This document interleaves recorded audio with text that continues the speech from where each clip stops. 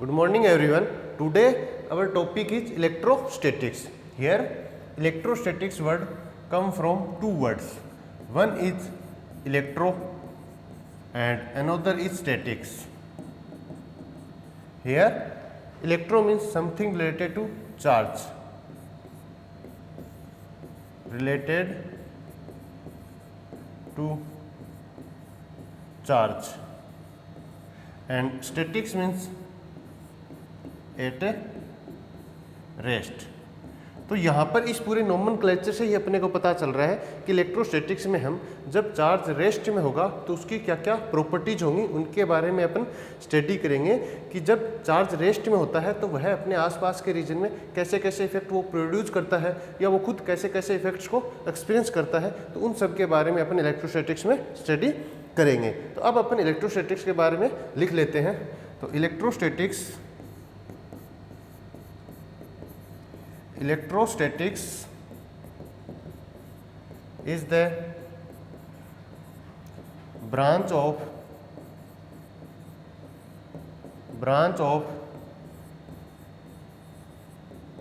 physics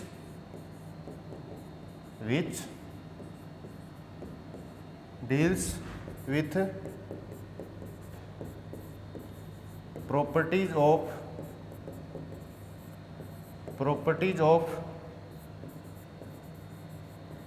charge at rest, कि जब charge rest में होगा तो उसकी क्या क्या प्रॉपर्टीज होंगी उनके बारे में अपन इलेक्ट्रोस्टैटिक्स में स्टडी करेंगे। अब अपन ने यहाँ पर वर्ड यूज लिया है चार्ज। तो अब अपन देखेंगे कि चार्ज बेसिकली होता क्या है, उसकी प्रॉपर्टीज क्या क्या होती हैं, तो उनके बारे में अपन ब्रॉडली डिस्कशन करेंगे। तो अब अपन चार्ज हेडिंग डाल लेते हैं। चार्ज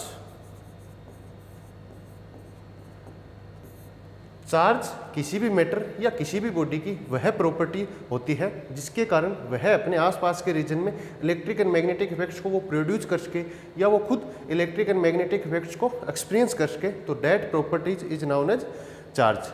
जैसे मेरे पास एक चार्ज्ड बॉडी है तो यह अपने आसपास के रीजन में इलेक्ट्रिक एंड मैग्नेटिक इफेक्ट्स को ये प्रोड्यूस भी कर सकती है और ये खुद भी इलेक्ट्रिक एंड मैग्नेटिक इफेक्ट्स को एक्सपीरियंस कर सकती है।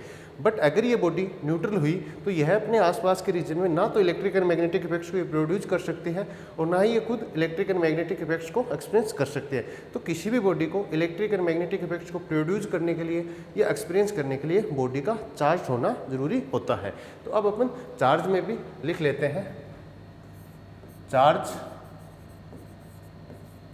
is the property of matter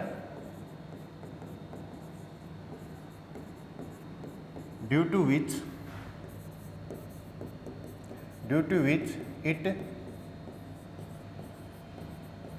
produces and experiences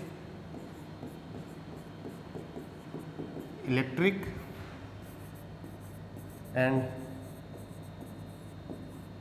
magnetic effects. अब इसके बाद में अपन देख लेते हैं रिप्रेजेंटेशन ऑफ चार्ज, कि चार्ज को अपन किससे रिप्रेजेंट करते हैं।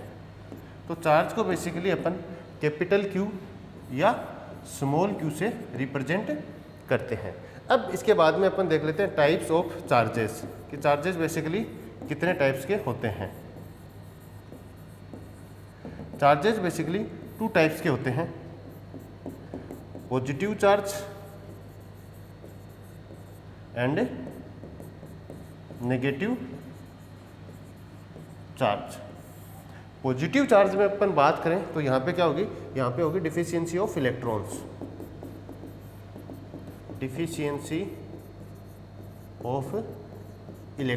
यहाँ पर इलेक्ट्रॉन्स की क्या होगी, कमी होगी। इसमें अपन एग्जाम्पल की बात करें तो एग्जाम्पल हो जाएगा प्रोटॉन, हीलियम 2+ ETC, ऐसे बहुत से एग्जाम्पल होंगे। अगर अपन बात करें कि प्रोटॉन के ऊपर चार्ज कितना होता है तो वो होता है 1.6 × 10⁻⁻19 कूलम। और अगर अपन मास ऑफ प्रोटॉन की बात करें तो वो हो जाएगा 1.67 × 10⁻⁻27 kg। सिमिलर टाइप अपन नेगेटिव चार्ज में बात करें तो यहाँ पे क्या होगी, यहाँ पे होगी excess of electrons, excess of electrons. यहाँ पर इलेक्ट्रॉन्स की क्या होगी, अधिकता होगी। यहाँ पर अपन एग्जाम्पल की बात करें तो एग्जाम्पल हो जाएगा इलेक्ट्रॉन। और अपन बात करें कि इलेक्ट्रॉन के ऊपर चार्ज कितना होता है तो वो हो जाएगा QE = -1.6 × 10⁻19 कूलाम। और अपन मास ऑफ इलेक्ट्रॉन की बात करें तो वो हो जाएगा 9.1 × 10⁻31 kg। अब इसके बाद में अपन बात करते हैं यूनिट ऑफ चार्ज की। तो अपन हेडिंग डाल लेते हैं यूनिट ऑफ चार्ज। चार्ज की यूनिट होती है कूलाम, जो कि इसकी SI यूनिट होती है। चार्ज की CGS यूनिट होती है ESU, जिसकी फुल फॉर्म होती है electrostatic unit. And 3 × 10⁻9 ESU unit लगभग बराबर होती है 1 कूलाम के। ठीक है। अब इसके बाद में अपन बात करते हैं डायमेंशन ऑफ चार्ज की। Dimension of charge. अपने को पता है कि करंट क्या होती है, rate of flow of charge, जिसका फॉर्मूला क्या होता है I = Q/T। अगर T को अपन इधर मल्टीप्लाई कर देंगे तो Q = क्या हो जाएगा, I × T हो जाएगा। बट कुछ बुक्स के अंदर करंट को कैपिटल A एम्पियर से रिप्रेजेंट करते हैं, तो चार्ज की डायमेंशन क्या हो जाएगी, A × T हो जाएगी। अब इसके बाद में अपन बात कर लेते हैं प्रॉपर्टीज ऑफ चार्ज। तो अपन हेडिंग डाल लेते हैं प्रॉपर्टीज ऑफ चार्ज। इसमें अपन फर्स्ट प्रॉपर्टी की बात करें तो फर्स्ट प्रॉपर्टी हो जाएगी charge is a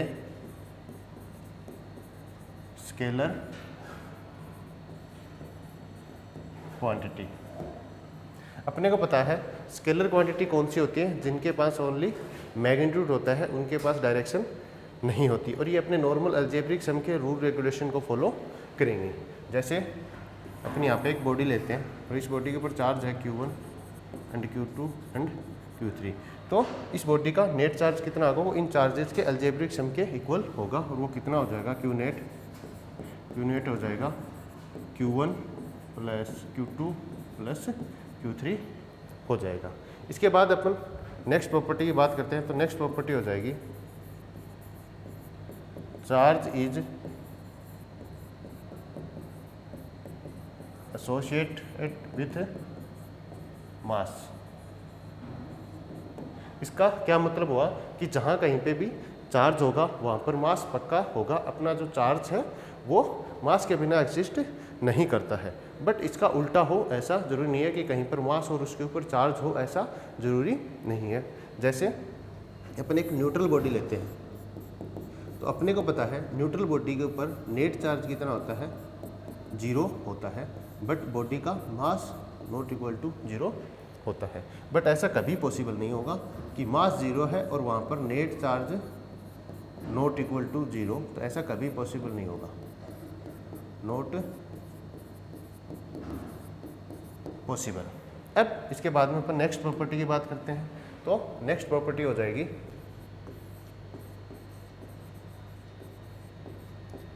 charge is invariant.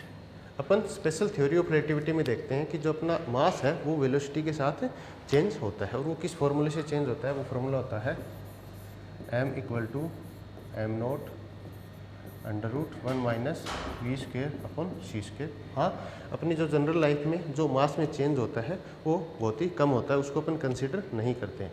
But अगर अपन माइक्रोस्कोपिक लेवल पे या रिलेटिविस्टिकली देखें तो वेलोसिटी के साथ मास में चेंज होता है। जैसे कोई पार्टिकल वेलोसिटी ऑफ लाइट से मूव करने लग जाए तो उसके मास में चेंज होता है। बट अपने चार्ज के केस में ऐसा नहीं होता। अपना चार्ज है वो वेलोसिटी पे डिपेंड नहीं करता, ये इंडिपेंडेंट टू वेलोसिटी होता है। और ये फ्रेम ऑफ रेफरेंस पे भी डिपेंड नहीं करता, ये independent to frame of reference होता है। अब इसके बाद में अपन नेक्स्ट प्रॉपर्टी की बात करें तो नेक्स्ट प्रॉपर्टी हो जाएगी चार्ज इज कंजर्व्ड। इसका क्या मतलब हुआ कि कोई अपने पास आइसोलेटेड सिस्टम है तो उस आइसोलेटेड सिस्टम का जो टोटल चार्ज होगा वो हमेशा कांस्टेंट रहेगा। जैसे अपन यहाँ पे कोई आइसोलेटेड बॉडी लेते हैं और इस बॉडी के ऊपर चार्ज है Q1 + Q2 एंड Q3, तो इस बॉडी का जो टोटल चार्ज होगा वो कितना हो जाएगा, नेट चार्ज वो हो जाएगा Q1 + Q2 + Q3 हो जाएगा। अब कैसी कंडीशन हुई कि कुछ इलेक्ट्रॉन्स यहाँ से यहाँ आ गए, कुछ इलेक्ट्रॉन्स यहाँ से यहाँ आ गए और कुछ इलेक्ट्रॉन्स यहाँ से यहाँ आ गए। और कंडीशन कैसी हो गई कि यहाँ पे Q4 चार्ज हो गया, यहाँ पे Q5 चार्ज हो गया और यहाँ पर Q6 चार्ज हो गया। तो अब भी इस बॉडी का जो टोटल चार्ज होगा वो इस बॉडी के टोटल चार्ज के इक्वल ही होगा। और वो कितना हो जाएगा, वो हो जाएगा Q4 + Q5 + Q6 हो जाएगा। अब इसके बाद में अपन नेक्स्ट प्रॉपर्टी की बात करते हैं तो नेक्स्ट प्रॉपर्टी हो जाएगी चार्ज इज क्वांटाइज्ड। अब यहाँ पर अपन ने वर्ड यूज लिया है क्वांटाइज्ड। तो क्वांटाइजेशन का क्या मतलब होता है कि जैसे अपने पास कोई फिजिकल क्वांटिटी है वो एक निश्चित स्पेसिफिक वैल्यू को ही ले सके तो वो अपनी फिजिकल क्वांटिटी क्या हुई, क्वांटाइज्ड हुई। जैसे आजकल अपन पैसों का लेन देन कैसे करते हैं कि किसी को अपन 5 रुपये देते हैं या किसी को अपन 8 रुपये देते हैं या किसी को अपन 10 रुपये देते हैं। बट आज के टाइम में अपने को कोई ये कहे कि मुझे तो 6.5 रुपये कैश में चाहिए तो वो अपने को पता है कि आज के टाइम में पॉसिबल नहीं है, क्योंकि अपनी इंडियन करेंसी में 25 पैसे या 50 पैसे आज के टाइम में नहीं चलते। अपनी इंडियन करेंसी 1 रुपये के मल्टीपल में आती है। तो अपनी इंडियन करेंसी भी क्या हुई, क्वांटाइज्ड हुई, जैसे कि स्मॉलेस्ट यूनिट कितनी है, 1 रुपीज़ है।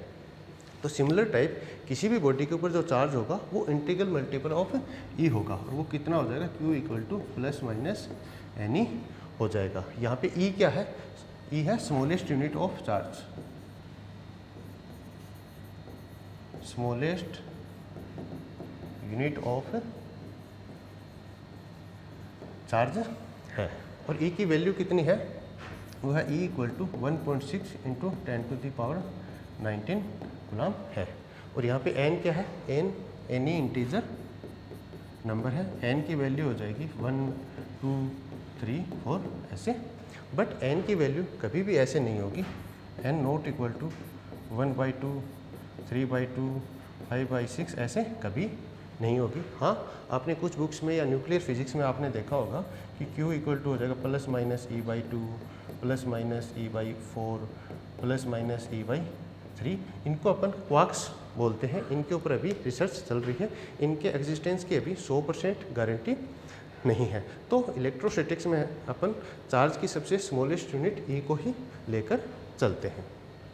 अब इसके बाद में अपन नेक्स्ट प्रॉपर्टी की बात करते हैं तो नेक्स्ट प्रॉपर्टी हो जाएगी लाइक चार्जेस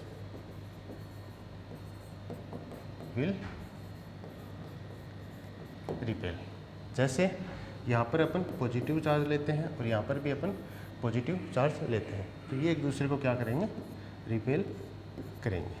अब सिमिलर टाइप जैसे अपन यहाँ पे नेगेटिव चार्ज ले लिया, यहाँ पर भी अपन नेगेटिव चार्ज ले लिया, तो ये भी एक दूसरे को क्या करेंगे, रिपेल करेंगे। अब अपन देखते हैं कि अगर अपन अनलाइक चार्जेस लेते हैं तो क्या क्या होता है। तो अनलाइक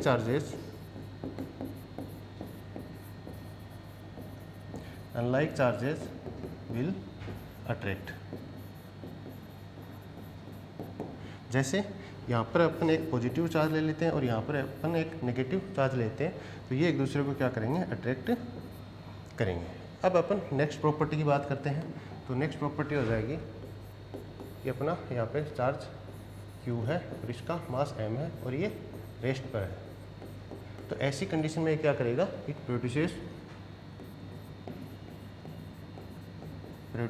इलेक्ट्रिक फील्ड, ये ओनली इलेक्ट्रिक फील्ड को ही प्रोड्यूस करेगा। अब अपन ने क्या किया कि अपना चार्ज Q है, इसका मास m है, इसको किसी कांस्टेंट वेलोसिटी से अपन ने मूव करा दिया। तो ऐसी कंडीशन में ये क्या करेगा, it produces electric field and magnetic field. ये electric field and magnetic field दोनों को ये प्रोड्यूस करेगा। अब इसके बाद में अपन ने क्या किया कि यहाँ पे चार्ज Q है, मास m है और इसको किसी वेरिएबल वेलोसिटी से अपन ने मूव करा दिया, किसी एक्सीलरेशन a से अपन इसको एक्सीलरेट करा दिया। तो ऐसी कंडीशन में क्या करेगा, it produces electric field, magnetic field and emits energy. ये साथ में एनर्जी को भी इमिट्स करेगा। तो ये अपनी चार्ज की क्या होगी, प्रॉपर्टी होगी।